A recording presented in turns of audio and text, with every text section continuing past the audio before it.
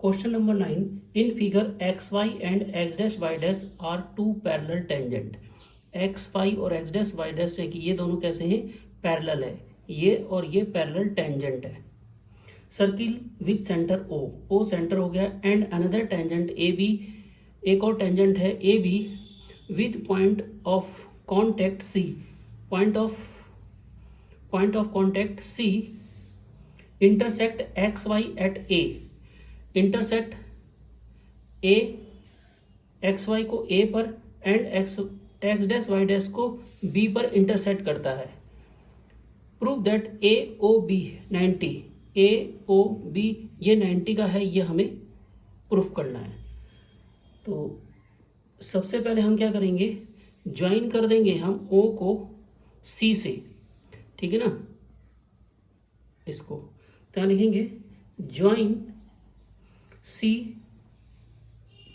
From ओ, फिर ले लेंगे इन triangle O A P O A C, O A P and triangle O A C, O P बराबर O सी, O P बराबर O C, ये क्या है, radius of same circle, same circle यानी कि ये क्या है, रेडियस है, तो इक्वल हो गई।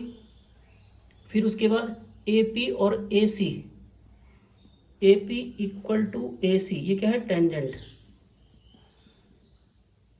टेंजेंट है, एक ही पॉइंट से ये टेंजेंट है, इसलिए ये भी कैसा होगा, इक्वल होगा। ओ ए कॉमन हो गया, ओ ए इक्वल टू ए ओ, ये हो गया कॉमन। तो इसका मतलब triangle O A P congruent हो गया ट्रायंगल ओ ए सी, ये वाला ट्रायंगल और ये वाला ट्रायंगल कैसे हो गए, कॉन्ग्रेंट हो गए। तो ये क्या हो गया, साइड साइड साइड, कॉन्ग्रेंसी, कॉन्ग्रेंसी रूल इसमें अप्लाई हुआ, साइड साइड साइड। तो इसका मतलब ये वाला एंगल और ये वाला एंगल आपस में कैसा होगा, क्योंकि अब दोनों कॉन्ग्रेंट हो गए तो इसका मतलब इनके एंगल बराबर होंगे, तो ये दोनों एंगल आपस में कैसे होंगे, बराबर। तो यहां लिखेंगे एंगल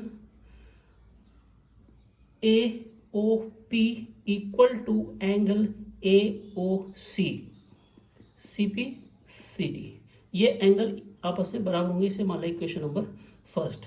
फिर उसके बाद लिखेंगे सिमिलरली,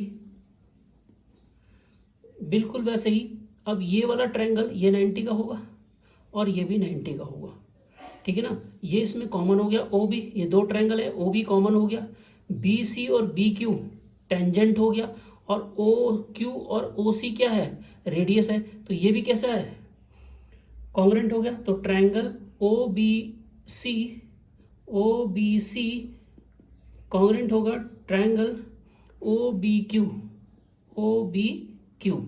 तो इसका मतलब ये वाला और ये वाला एंगल कैसा होगा, सेम होगा।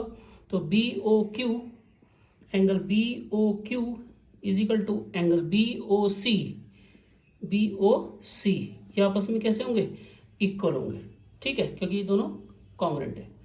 अब आपको मालूम है पी ओ क्यू ये क्या है, डायमीटर है, तो यहां लिखेंगे as P O Q is diameter of circle, of circle इसका डायमीटर है। इसका मतलब ये है therefore it is a straight line, straight line, ये स्ट्रेट लाइन होगी, तो इसका मतलब ये पूरा एंगल कितने का होगा, 180 का।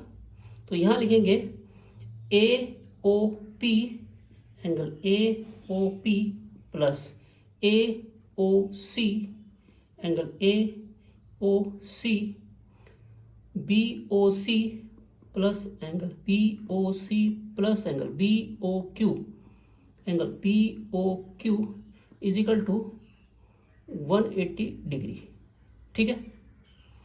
अब यहां देखो ए ओ पी, ए ओ पी किसके बराबर है, ए ओ सी के बराबर है, तो यहां लिख दो ए ओ पी की जगह लिख दो एंगल ए ओ सी। एक ए ओ सी पहले से ही है, प्लस बी ओ सी, इसको तो ऐसे ही रहने दो बी ओ सी को, और बी ओ सी किसके बराबर, बी ओ क्यू किसके बराबर है, बी ओ सी के बराबर, तो बी ओ क्यू की जगह भी बी ओ सी रख दो, तो बी ओ क्यू की जगह भी क्या रख दो, B O C is equal to 180। तो अब देखो ए ओ सी कितने हो गए, 2 A O C plus 2 B O C is equal to 180।